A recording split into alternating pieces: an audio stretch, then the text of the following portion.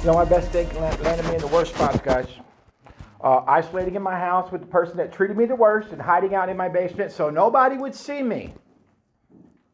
Keeping out my blinds.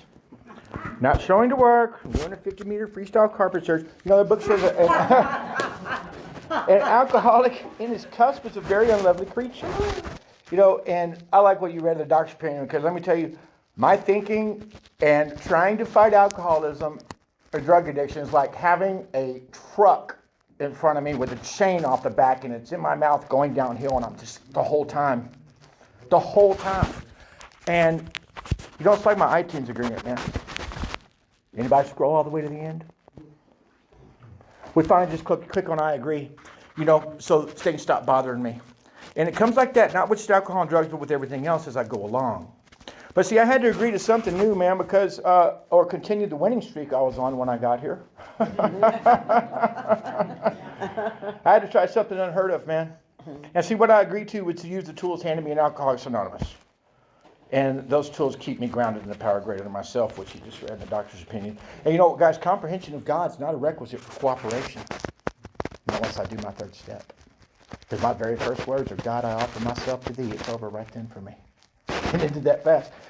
And so the book, and you know, and every time I have a problem, man, your sponsor always pointing me to a page in the book, and it always ended in the same thing. Prayer. Every single time. And that book and all the suggestions keep me on my knees with my head down, guys, but I'm actually looking up when my head is down and praying, you know.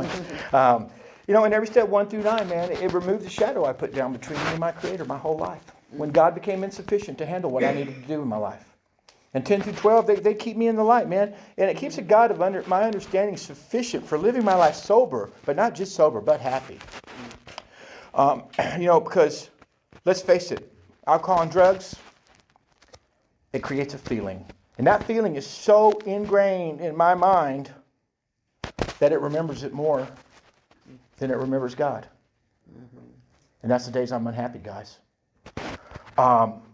Eventually, guys, if I just keep turning to God in my hard times, there's no bad days, man. There's just ones that don't go the way I want them to.